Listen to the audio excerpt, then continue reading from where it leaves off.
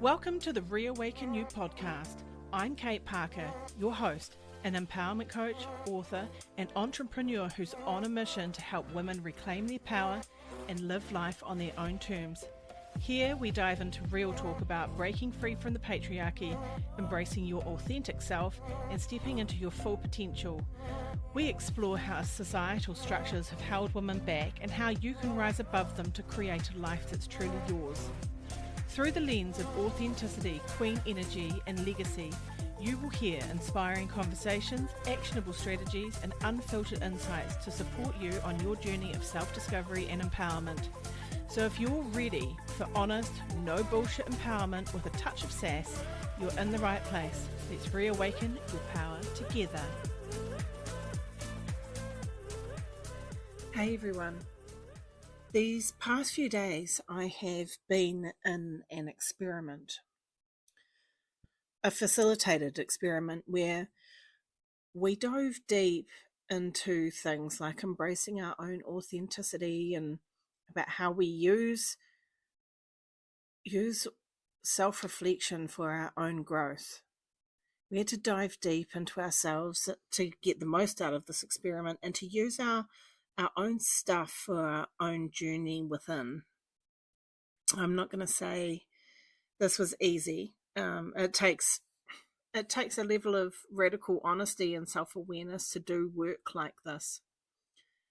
But I think this is also what brings me to this podcast episode, because I was originally writing this as an article for the next edition of the magazine, but you know what? I think that perhaps we might need this now. And if it ends up in the magazine, well, it may look and feel a bit different, what I have to say here anyway. So, first of all, I'm going to start this off with a quote. And it's a quote from the TV series, The Last of Us. I don't know if you guys have seen that, but the quote is, "When you're in the darkness, look for the light." We live in a time where self-awareness is trending. You know, healing is marketed as like a lifestyle, and spiritual language, it's just casually tossed around like glitter on a yoga mat, you know. And yet for all of our talk of growth, few of us are prepared for what true inner work actually requires. Fewer still are willing to admit how much they are avoiding the real work beneath all the affirmations and aesthetics. The uncomfortable truth is that many of us are not afraid of failure, rejection, or even heartbreak. We're afraid of ourselves, afraid of what we will discover if we slow down long enough to actually feel, afraid of the stories buried in our bones, afraid of how much grief we are still carrying from experiences that we've never fully named or identified. And most terrifying of all, I think that we're afraid of our own power. We're afraid of the growth and the next level. And it's not power in the superficial sense of power or status.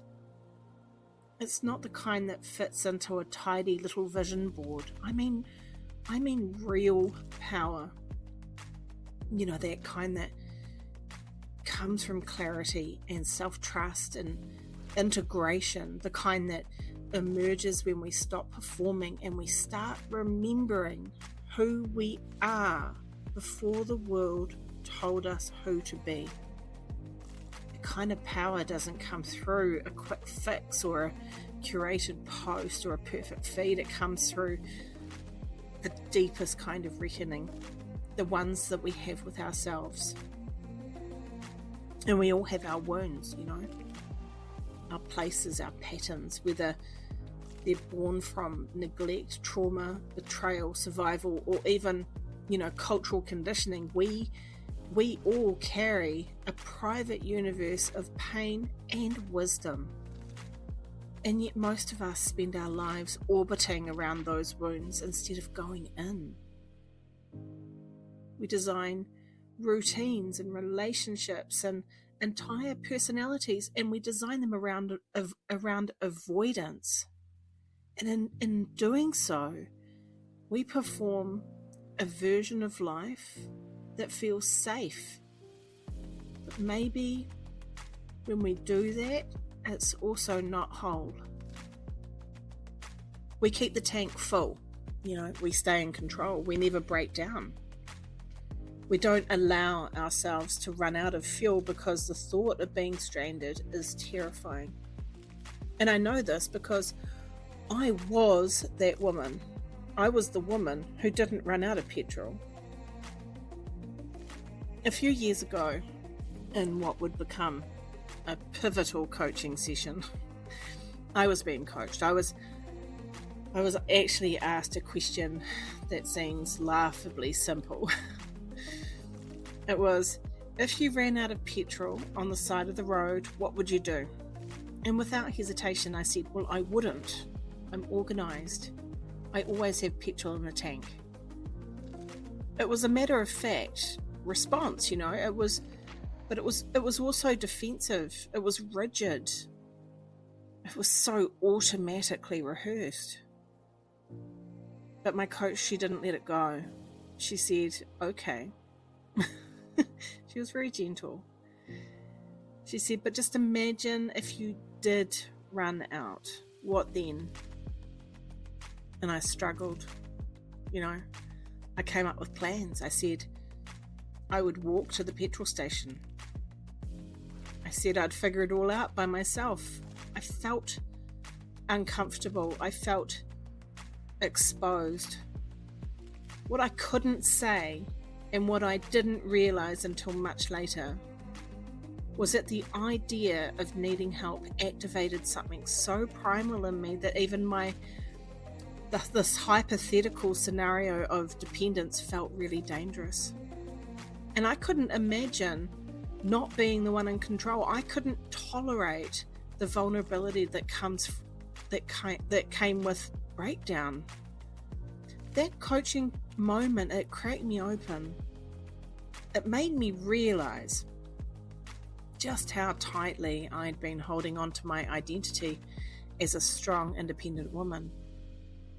And not the empowering kind, the survival kind, the kind born from childhood trauma, the kind where you become the parent in your own home because your actual parent is an alcoholic and bipolar, the kind where you learn to read moods like weather patterns and everything around you because you're living inside emotional instability, the kind where you just don't run out of petrol, ever.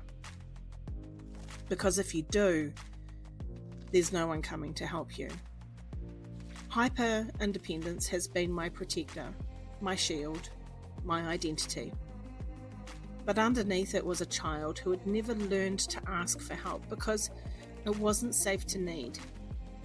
And when I say that moment changed me, I don't mean that it fixed me. I mean that it began the slow process of unraveling everything I thought I had to be. It showed me the cost of my coping. It gave me permission to see my strengths not as something I had to constantly prove, but as something I could soften. And this is what the inner journey demands of us, that we stop bypassing and we start witnessing, that we sit with our stories and we listen to what they have to say, that we stop running from ourselves and we start becoming ourselves. Because, let's be real. We all have areas we would much rather avoid. We've got trauma, shame, patterns that feel too embedded to change, things that we don't want to admit out loud, things we overcompensate for with busyness or perfection or spiritual bypassing. But if we don't go in and tend to those parts, really tend to them, they will keep running the show from the background. And the longer we delay this work, the longer we delay our own freedom from it. Here's the deeper truth. Doing the work doesn't just make you feel better. It makes you more compassionate. Because when you meet your own darkness with grace, you become someone who can hold others without judgment. You become someone who recognizes projection. You become someone who knows the difference between love and codependency, or between power and control, and between survival and expansion. So no, this is not easy work, but it is sacred and it is safe when done with care. Your body and your brain, they're wired to protect you. You don't have to dive all the way in at once.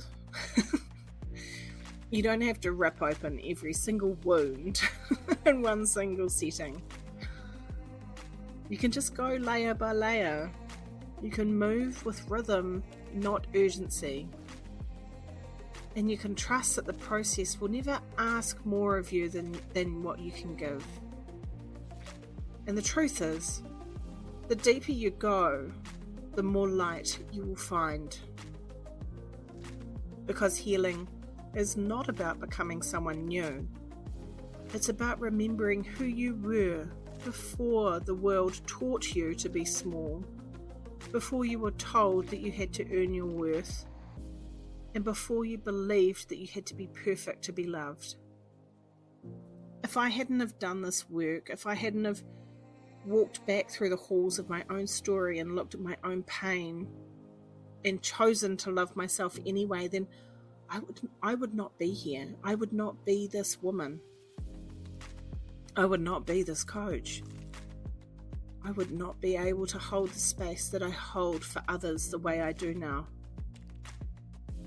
So if you're listening to this and you're feeling that familiar resistance, that tightening in your chest, that urge to turn me off or to go tidy something or to distract yourself, I want you to pause. Just stay. This is your invitation, to meet yourself, to see yourself, to remember yourself. And not because you're broken, because you do not need fixing, but because there's so much more life waiting for you beneath the surface. There's a version of you that is not afraid to be seen, not afraid to ask for help, not afraid to rest, not afraid to shine. And yeah, the darkness may feel overwhelming at times, but remember, the light is already inside of you. You just have to be brave enough to turn towards it. That's it from me today. I hope you all enjoyed that episode, and I'll see you next time. Thank you for listening to the Reawaken You podcast. If you loved today's episode, be sure to subscribe so you never miss a new conversation. And if you're looking for even more inspiration and actionable insights, sign up for the Reawaken Quarterly magazine at www.reawaken-coaching.com. Reawaken Quarterly is your go-to resource for staying empowered, inspired, and on track with your personal growth journey. Packed with thought-provoking articles, practical tools, and powerful stories, it's the perfect companion to have by your side as you reclaim your power and create the life you desire. Thanks again for tuning in. Until next time, keep stepping into your power and owning your journey.